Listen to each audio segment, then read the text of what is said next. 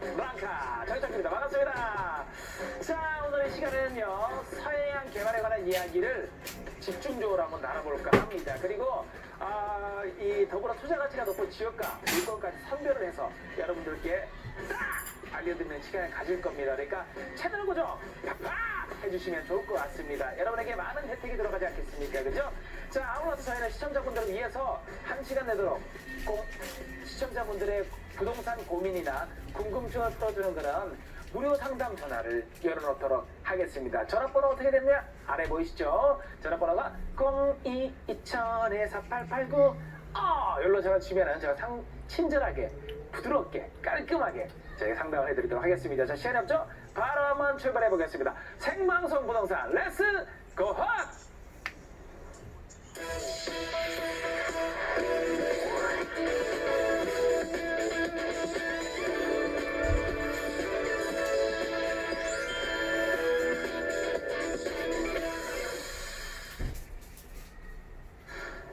자, 여러분, 시대에 따라서 유행하는 아이템이 변하고 유망 업종이 바뀌는 것처럼 부동산 시장에도 개발의 중심이 되는 지역들이 시대에 따라서 변하기 마련입니다. 이건 뭐 어떻게 할 수가 없습니다. 그죠? 시대의 흐름이니까요. 자, 그래서 지금 바로 부동산 시장을 이끄는 대세 오브 더 대세, 바로 서해안 지역입니다. 서해안 지역 많이 들어보셨을 건데, 그래서 저희가 오늘도 대기업도 주목을 하고 있는 이 서해안 개발에 대해서 알아보는 시간을 준비를 해봤습니다. 많은 기대를 해주시고요. 말씀드렸다시피 채널 고정 팍팍 해주시면 좋을 것 같습니다. 자, 알찬 지식을 전해주실 대한민국 최고의 전문가님을 모셨습니다. 저희는 그냥 뭐 여러분들께 그냥 설렁설렁 가르쳐주는 그런 방송이 아닙니다. 항상 대한민국 최고의 전문가님 모시고 말씀을 드리니까요, 집중을 잘 해주시면 좋을 것 같습니다. 어떤 분인지 먼저 화면을 통해서 만나보시도록 하겠습니다. 화면을 보여줘.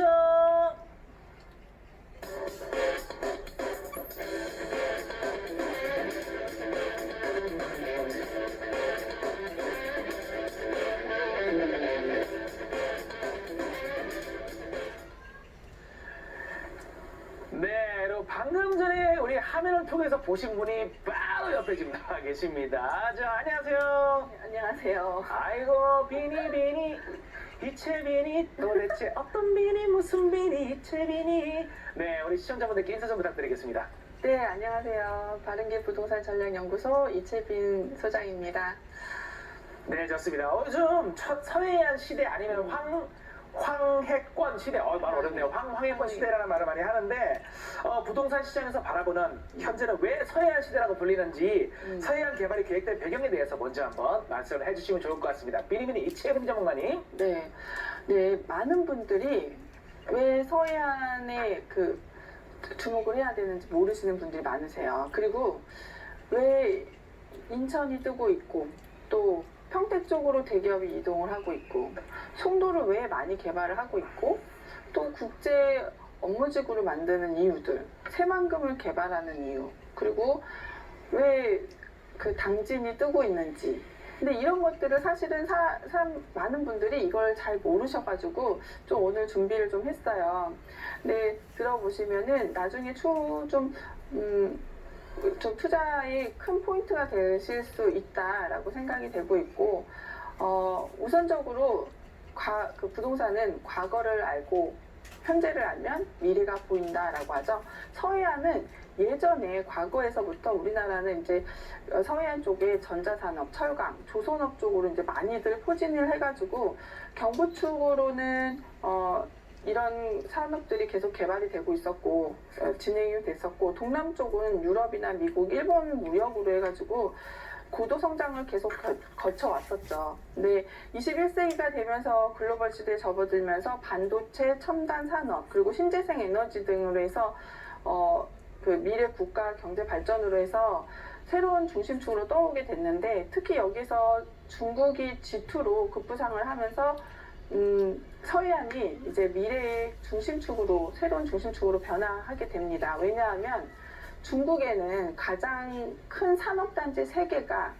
서해안과 가장 가까운 항만들을 가장 접촉하기 가장 좋은 입지를 갖고 있기 때문에 교류하기에 굉장히 좋습니다. 교역하기에 되게 좋죠. 그렇기 때문에 산업단지가 서해안 쪽, 그리고 중국은 항만 쪽으로 많이 개발이 되는 가장 큰 이유들이죠.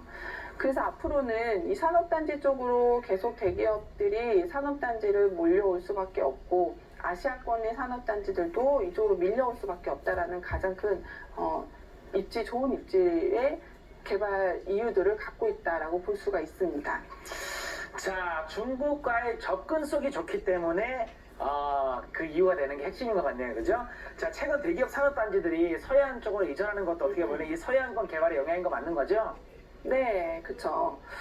그리고 이 서해안 개발에서 가장 또 중요한 게 있어요. 이런 서해안 개발로 인해서, 그 철도, 네. 도로, 이것도 사실 중국과 같이 연결을 해가지고 개발을 하고 있는데, 잠깐 화면을 좀 보시면은, 좀 준비한 화면이 있는데, 중국의 횡단철도들을 지금 준비하고 있는 과정들이 있는데, 이것들을 보면은, 서해안 측의 철도와 도로들을 연결을 하고 중국과도 연결이 되고 또 중국은 산업단지들과 함께 큼직하게 연결되면은 그 사슬 모양의 철도와 도로들이 연결이 됩니다.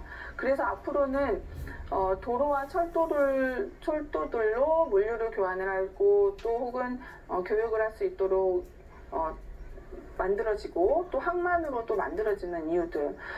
그래서 이 교역들이 이루어지게 되고 만들어지게 되면 인구만 해도 15억만이 넘는 인구들을 만들어내죠.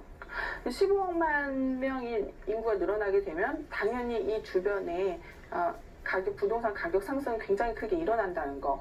게다가 GDP는 12조 원이 넘고 또 교육 규모 자체가 또 4조 원 달러가 넘는 거기 때문에 이 규모가 어마어마하게 큽니다. 게다가 이게 한국, 중국, 일본이 이제 3국을 다 기준으로 했을 때 이 교육들이 다 이루어지게 되면은 서해 그리고 동해권에는 산업단지들과 부동산의 가치 상승이 굉장히 크게 이루어진다는 거. 그리고 왜 이런 철도와 그 도로들이 이루어지게 되는지를 보시면은 다음 장을 보시면은 중국 쪽에 이 항만들이 평택이나 송도 이쪽과 가장 가깝게 그 배로 다니는 길이라고 하죠. 그 항로가 전부 다 잘 이루어진다는 거죠. 그래서 이쪽으로 대기업이 이전할 수밖에 없다라는 큰 이유들도 갖고 있는 게 바로 이겁니다. 단둥이라던가 다롄이라던가 엔타이, 특히 엔타이 같은 경우 그리고 웨이하이, 칭타오 이런 곳은 산업단지가 크게 형성된 지역들이기 때문에 항로들이 잘 평택하고 가장 많이 이루어지는 지역이다라고 볼 수가 있습니다. 자, 우리나라 굴지의 대기업들도 지금 주목하고 있는 서해안권 개발. 자, 그렇다면은 현재 서해안 시대로 오기까지 서해안뿐만 아니라 뭐 우리나라 각지에서 산업 개발이 많이 이루어졌잖아요, 그죠? 지금까지 우리나라 산업벨트의 역사를 한번 우리 이채민 전문가님께서 정리를 좀 해주시면 좋을 것 같습니다. 네, 그 산업벨트들은 사실 굉장히 많이 들어보셨을 거예요. 1단계 이제 동남권 산업벨트 같은 경우에는 미국, 유럽 대상 수출을 중심으로 한 그 염가 제품의 수출 산업 그리고 철강 조선들의 고도 성장기를 이끈 산업 지적 지역이라고 볼 수가 있고요.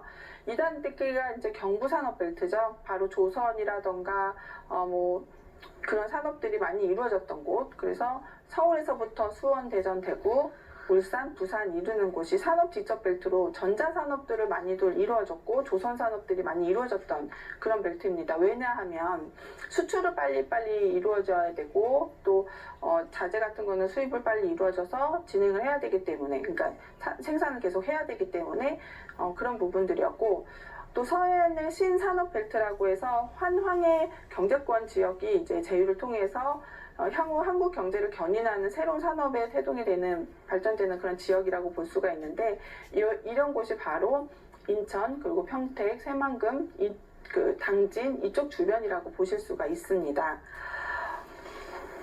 네. 자, 동남권 산업벨트를 시작으로 경부 산업벨트를 지나 지금 서해안 신산업벨트까지 도달을 했네요. 그죠? 자, 이렇게 우리나라 산업벨트의 발전 과정까지 한번 만나봤고요. 그렇다면은 이 서해안 개발을 통해서 어떤 걸 얻고자 하는지 또 어떤 걸 얻을 수 있는지 그 비전과 목표를 한번 말씀해 주시면 좋을 것 같습니다.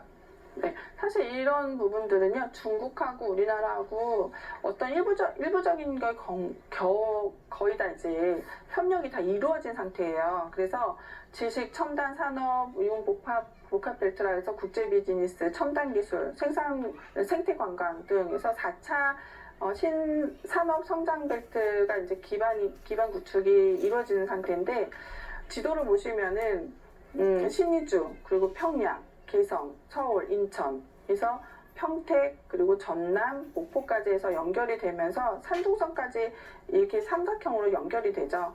그래서 지금 평화벨트 구축이라던가 강화도 쪽으로 해서 산업단지 형성되고 그쪽에 도로를 구축하는 일들, 그리고 철도를 하는 곳, 강화도를 중심으로 도로라던가 거기에 평화벨트 구축하는 이유들도 바로 이것과 모두 다 연관이 되어 있다라고 보시면 돼요. 그것도 그렇고 서해안권 개발 목표 같은 경우에는 지식과 기술 융합이 된 동북아 첨단 산업 거점을 육성을 하겠다는 건데, 이걸로 인해서 여러 가지 법안들도 새로 발의가 됐고 또 이제 공포가 될 예정이고, 또 이로 인해서 이 주변으로 외국인 산업단지들이 들어오거나 외국인 기업체들이 들어오게 되면은 혜택도 참 여러 가지로 많이 줘요. 법인세를 감면한다던가, 아니 혹은 지원을 해준다던가, 뭐 이런 여러 가지들이 있기 때문에 계속적으로 외국에서도 계속 들어올 수밖에 없는 그런 혜택들이라고 볼 수가 있죠. 네, 서해안의 입지적인 강점을 활용해서 황해 경제권을 주도하는 융복합 벨트를 생성하는 게 목표인 개발 그런 사업입니다. 그죠? 그렇다면은 이 서해안권 중에서도 구역별로 개발의 색깔이 다 다를 것 같은데요. 어떻게 구역이 나눠져 있는지, 그리고 구역별로 추구하는 목표가 무엇인지 그거 좀 설명해 주시면 좋을 것 같습니다. 네, 지금도 이미 많이 형성이 되어 있죠. 슈퍼 경기망권이라고 해서 비즈니스, 물류, 첨단 산업들이 이제 복합되어 있는 경제 거점이 되는데, 뭐 항공, 로봇, 자동차, 반도체, 여기가 이제 슈퍼 경기망권이라고 해서 이미 뭐 화성의 자동차 같은 경우에 현대 기아차들이 이미 거점이 되어 있고, 그리고 뭐 전자라던가 뭐 반도체 같은 경우에는 삼성전자랑 LG전자가 이미 기업체들이 자리를 잡아서 계속적인 생산을 하고 있기 때문에 슈퍼 경기망권은 이미 많이들 형성이 되어 있고 앞으로 더 많이 유입될 예정이라고 보실 수가 있습니다. 충남 서해안권 같은 경우에는 관광 휴양 기간 산업이라고 보실 수가 있는데, 그래서 거제도를 풀빌라라던가 여러 가지 이제 휴양 시설들을 만들고 골프장을 개발을 하고 여기 관광이라던가 휴양에 관련돼서 이제 외국에서도 부동산 컨설팅 들어와서 진행하는 부분들도 바로 이런 부분들이고, 새만금권 같은 경우에는 신재생 에너지라고 해서 녹색산업 발달까지 해서 그런 거점들을 만드는 이유들도 이런 부분이고요. 새만금권 같은 경우에도 산업단지가 같이 들어옵니다. 이 신재생 에너지에 관련된 많은 산업단지들이 들어오죠. 이렇게 세 가지가 나눠진다라고 볼 수가 있습니다. 자, 이렇게 서해안 개발의 구역별 계획까지 우리가 알아봤습니다. 사실 이렇게 경제 발전을 위해서 다른 나라와 교류를 할 때 가장 중요한 게 바로 편리한 교통수단이라고 이제 말씀을 하는데, 현재 서해안 개발권에 계획되어 있는 그런 도로나 철도, 항만 등 어떤 게 있나요? 우선 중국하고 협의된 거는 이제 중국의 횡단철도들, 이런 게 이제 만주철도, 중국 횡단철도들이 이제 연결이 되어 있고, 우리나라에서는 신의주부터 해서 평양을 거쳐 개성을 지나서 강화도를 지나 서울까지 오는 이 경의선이 또 예정이 되어 있고, 그거 말고도 이제 만포선이 또 그 만포에서부터 평양까지 내려오는 철도, 이거 외에도 남양에서부터 함흥을 지나서 강릉을 지나서 동해선이 쭉 연결이 됩니다. 그리고 동해에서 서해안으로 또 연결되는 경원선이 또 이제 예정이 되어 있죠. 이런 것들을 좀 보면은 거의 사슬형으로 철도랑 도로들을 연결을 할 계획들이고, 이런 것들이 이제 계속적으로 진행이 되게 되면은 이제 지금 뭐 우리 서울이나 수도권을 보면은 거의 중심이 서울 중심으로 되어 있죠. 근데 이렇게 되게 되면은 서해와 동해 쪽으로 많이 이 변화가 일어날 것이다라고 볼 수가 있죠.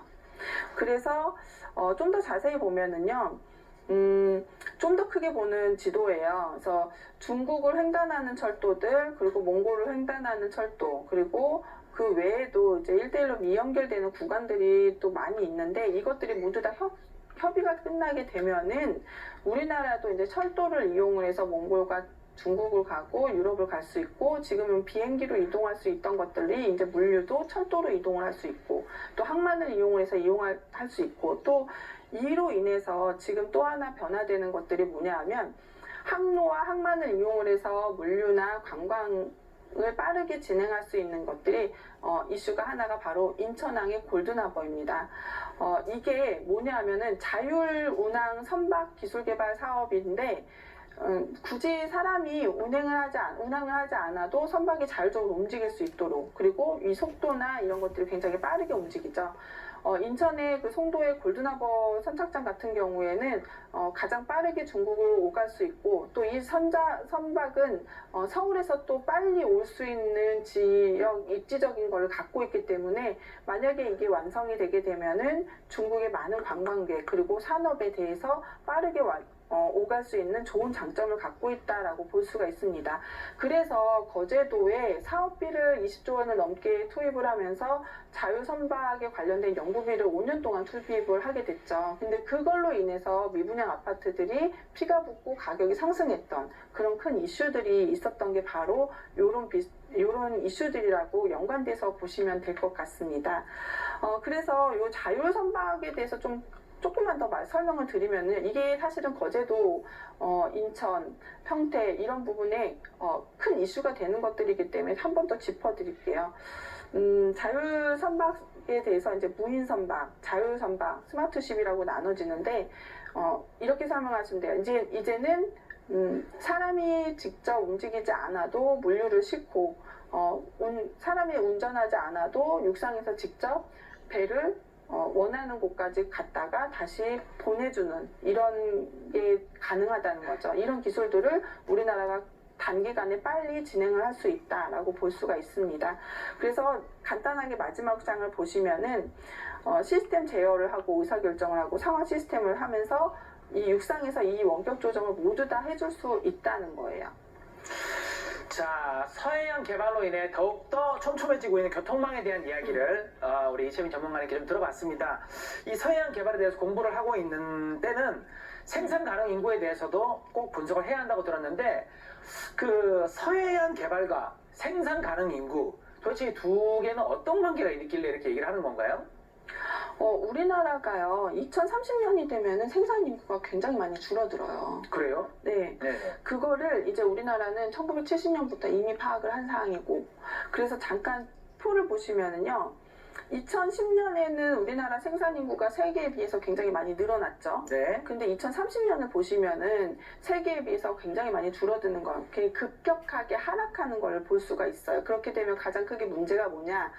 공사비에 투입되는 인력 비용이 지금은 뭐 1일 26만 원, 30만 원까지 였던 것들이 이제는 60만 원, 70만 원이 될 수 있어요. 인력 비용이. 그러면 산업단지에 투입되는 생산 인구의 월급은 얼마나 높아질지 예상이 되죠. 그렇죠. 그러면 이제는 우리는 생산 인구를 어떻게 유입을 해야 되느냐? 난민법을 개정을 해서 아시아권이 이 시기가 되면은 생산 인구가 크게 상승하기 때문에 아시아권에서 생산 인구를 끌어들여서 산업단지에 투입을 시키고, 이 산업단지에 투입된 생산 인구들이 우리나라에 다시 한번 경제권을 일으키기 위해서 지출을 할 수 있는 시스템을 또 만들어야 되는 것들이 바로 난민법이라던가 여러 가지 방법들을 바꿔나가는 것들이죠. 그래서 이게 굉장히 중요한 사항이에요. 그래서 저는 사실 우리나라의 임대료가 앞으로 더 크게 상승할 수 있는 텀이라고 해야 되나? 포인트가 요 시점이라고 생각을 해요.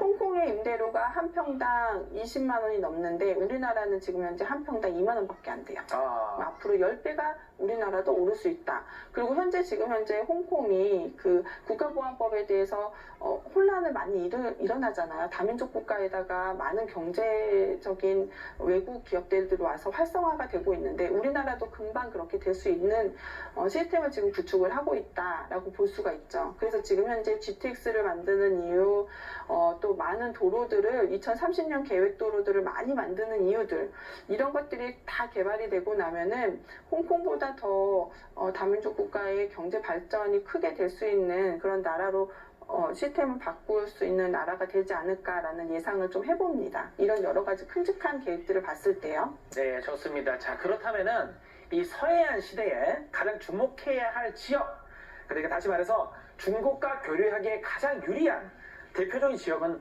어디라고 우리 전문가님께서 보시나요? 네, 사실 코스트코, 신세계백화점, 막 이런 대형 백화점들은 왜 인구가 크게 밀집되어 있고 수요가 많은 곳을 이전할까요? 글쎄요. 매출이 좋아지기 때문이겠죠. 그거 당연하죠. 네. 예. 근데 그럼 이렇게 생각해 보죠. 대기업들은 왜 서해안으로 계속적인 큰 산업단지를 이전을 할까요? 매출이 좋아져야 되니까. 그렇죠. 그러면은 산업단지를 이전하는 곳이 바로 대부분 어디냐? 인천, 송도, 청라, 그리고 평택, 당진. 이쪽 주변들이 굉장히 사실 핫하다고 볼 수 있죠. 지금은 저평가되어 있지만 향후 이런 시스템들이 구축되게 되면은 가치적으로는 크게 상승할 수밖에 없다. 신도시가 1년부터 3년까지 상승했다가 다시 한번 7년까지 하락했다. 다시 한번 상승하는 이유들이 바로 이 인프라가 다 구성이 되게 되면은 한 번 더 크게 상승하는 이유들이죠. 그래서 이렇게 신도시들을 좀 주목해 보셔야 되는 하락 시점에서 다시 한번 매수를 생각하셨다가 인프라가 모두 다 차면 상승을 기대해 보셔도 좋다라고 해볼 수 있죠. 자, 알겠습니다. 그러면은 평택과 인천, 송도를 주목해 보시면 좋을 것 같다. 뭐 이렇게 좀 생각을 해보는데 마지막으로 이렇게 큰 규모의 개발권력에 투자를 할 때 어떤 점을 좀 체크를 해야 되는지 체크 포인트를 좀 짚어주시면 좋을 것 같아요. 짚어주세요. 네, 앞에 설명드렸듯이 네네. 신도시는 중간에 이제 투입돼야 되는 비용이 조금 발생을 해요. 네네. 그러니까 리스크 헤지라고 하죠. 지금은 사실 초기 자금이 뭐 2, 3천으로도 가능하지만 네. 중간에 1, 2천이 더 투입이 돼야 되는 여윳돈은 사실은 갖고 있으셔야 돼요. 왜냐하면 신도시는 1년에서 3년 올랐다가 다시 한번 하락을 했다가 다시 한번 상승하는 요 텀이 있거든요. 그렇기 때문에 이런 것도 중요하고 또 하나는 수익형 부동산일 경우에는 주변에 공실이 있는지 없는지 부동산이나 혹은 주변 현장 조사를 통해서 반드시 확인을 해보시면은 이런 것들은 리스크 헤지가 되니까 주의사항으로 좀 짚어드리고 싶습니다. 네, 주의사항까지 꼼꼼하게 우리 이채빈 전문가님께서 짚어주셨습니다. 자, 오늘 이 시간 대기업도 주목한다! 자, 라는 주제로 지금은 서해안 시대 이렇게 이야기를 한번 해봤는데요. 시청자분들께 많은 도움이 되셨기를 바라겠습니다. 계속해서 오늘 이슈에 대해서 궁금하신 점이나 방송 중에 뭐 보면서 좀 관심이 있는 분들은요. 02-2000-4889 02-2000-4889로 생방송 중에 생방송이 끝나고 나서 언제든지 전화 주시면 제가 또 친절하고 깔끔하게 또 안내를 해드리도록 하겠습니다. 무료 상담 전화니까요. 많은 전화 부탁드리겠습니다. 전화 많이 주세요.